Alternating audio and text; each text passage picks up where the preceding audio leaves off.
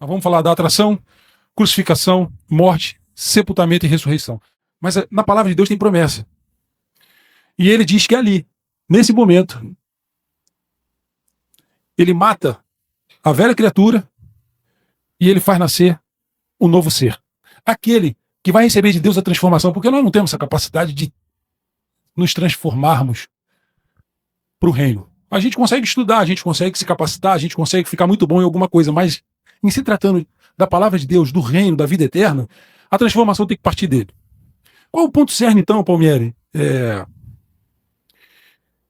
De hoje. A Mauri, coloca pra gente, por gentileza, Carta aos Romanos, capítulo 6, versículo 4.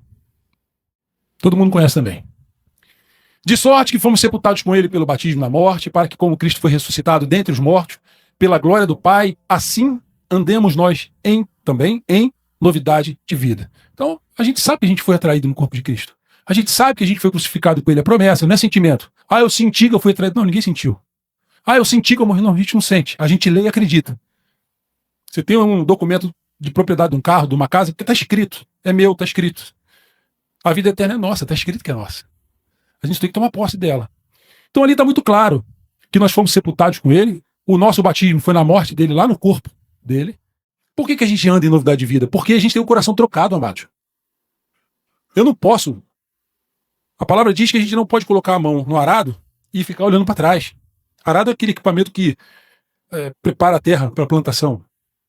A mulher de Ló olhou para trás e virou estátua de sal. Vocês sabem como se tira a impureza do ouro? É no fogo. E uma temperatura altíssima. Jesus passou por esse momento.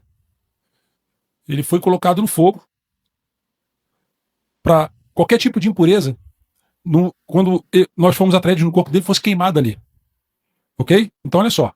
Jesus lá na cruz, João 12:32, quando ele nos atrai no corpo dele, esse outro detalhe importante que ele não pode fugir da nossa linha de raciocínio é o culto racional, amados. Romanos 12, culto racional. Olha, eu fui atraído no corpo de Cristo. Cristo Santo, Filho de Deus, olha para cima e diz assim: Deus meu, em uma das versões, né? Deus meu, por que me viraste as costas ou por que me desamparaste? Naquele exato momento, lá na cruz, que era um instrumento onde se usava para matar as pessoas, humilhar as pessoas. Pendurado lá, ele nos atrai no corpo dele e fala isso. Não era ele. Vocês conseguem ver Jesus olhando para Deus e dizendo assim? Aliás, em todo momento ele chama Deus de Pai. Ali ele chamou Deus de Deus. Então, naquele momento eram vocês. Nós estávamos no corpo dele dizendo assim: Deus meu, por que me desamparaste? Fazendo referência, inclusive, se eu não me engano, ao livro de Salmos, e tem uma passagem que fala sobre isso. Jesus usou muitas vezes a própria palavra, repetindo o que estava escrito. Ali, ele nos atrai no corpo dele. Somos nós que falamos isso. O corpo dele é transfigurado. Já ouviram falar em Black Friday?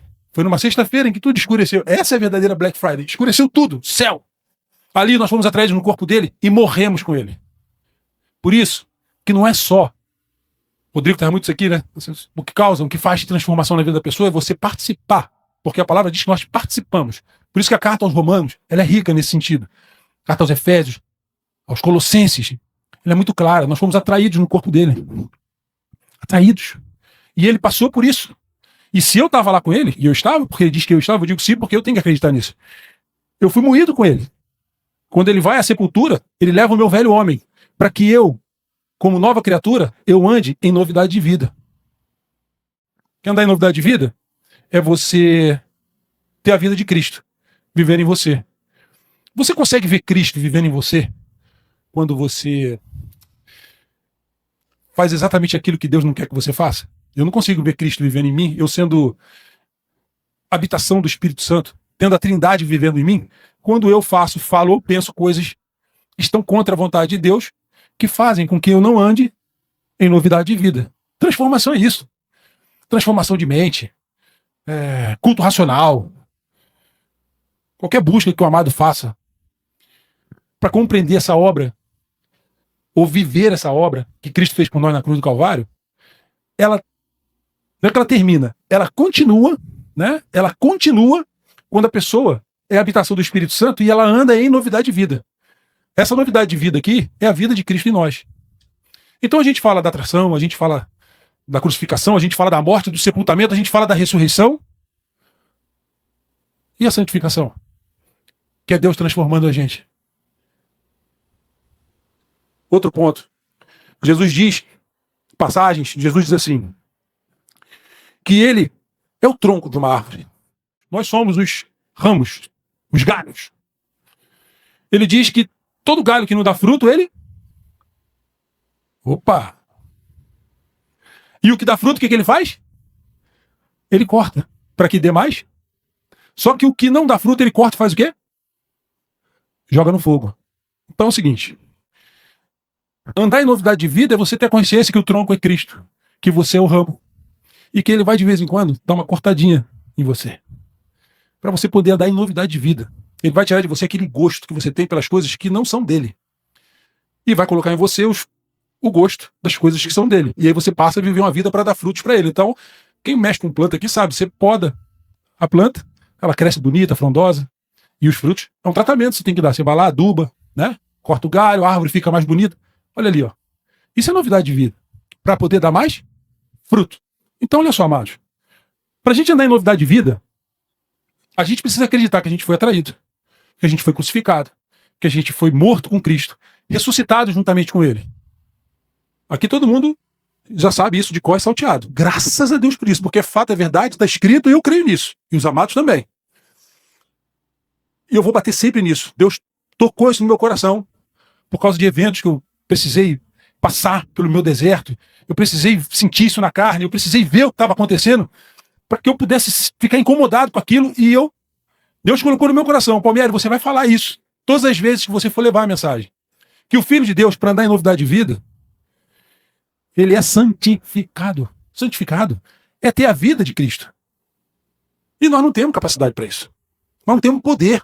O nosso esforço não nos faz viver assim. Mas que bom que Jesus disse que o Espírito Santo, ele viria para cumprir esse papel nas nossas vidas. E temperar os nossos sentimentos, tomar as nossas decisões. E ontem a gente dizia lá na reunião que a alma, ela anseia pelo desejo do Espírito. Mas o nosso corpício, o nosso corpo, anseia pelos desejos do mundo. A gente quer fazer aquilo que é mais fácil, é mais rápido, é mais prático. Exige menos esforço. Jesus viveu 33 anos para ir à cruz. Não foi assim. Deus poderia ter dado uma solução assim, ó. Ele é Deus, mas ele não fez isso. Ele mandou Cristo. E todas as vezes que a gente achar que a gente está sendo injustiçado, é só você parar e analisar o seguinte: eu estou sofrendo mais do que Cristo sofreu? Eu estou sendo mais injustiçado do que Jesus foi? Eu estou sendo mais odiado do que Jesus foi odiado e até hoje, né? Porque ele é vivo. Ele é odiado, amado, porque ele é vivo, ele vive. Por isso que ele é odiado até hoje. Por isso que as pessoas trabalham contra Cristo, contra Deus, porque eles são vivos. Você não vê isso contra Maomé, você não vê isso contra Buda, você não vê isso contra ninguém que morreu. Porque morreu. Não incomoda mais. Foi. Jesus vive. Por isso que a gente vê tanta coisa e tanta gente trabalhando contra a palavra de Deus, principalmente contra a família, que é o projeto de Deus na Terra. E a gente tem que estar ligado para a gente valorizar, respeitar e não ter vergonha de combater tudo que fere a família, o homem sendo homem, a mulher sendo mulher, respeitando todas as diferenças, ok? Todo mundo tem direito de fazer as suas escolhas. Jesus, quando ia levar a palavra que as pessoas não queriam ouvir, eu não vi uma passagem Jesus pegando ninguém pelo braço. A palavra diz que se você for num lugar levar a mensagem e a pessoa não quiser ouvir, você bate o pé, nem a poeira da casa você leva. Respeita a decisão da pessoa. Voltando. Então, se Jesus me atraiu no corpo dele, se eu acredito nisso, e eu morri e fui ressuscitado com ele, e ele diz que o Espírito Santo habita em mim, para eu viver uma vida santa, em relação ao que eu era, eu tenho uma vida que é nova agora.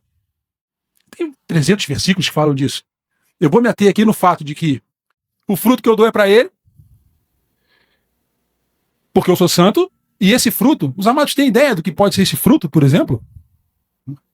Que fruto, Palmeiras, você está falando? Vamos lá. Também não vou abrir, para não...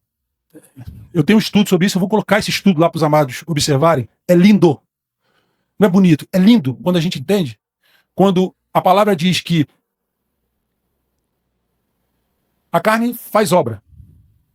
Né? A carne, o trabalho da carne é para as coisas do diabo. Quando é o espírito, isso é muito interessante porque se você for olhar o português, fala, mas como assim? o fruto do Espírito é o amor, é a mansidão. Aí você fala assim, bom, então não é, são. O certo seria são. Os frutos do novo nascido, do Espírito, são o amor, a mansidão, a temperança, ok? Não, mas está escrito assim, ó. O fruto do Espírito é amor, mansidão, temperança.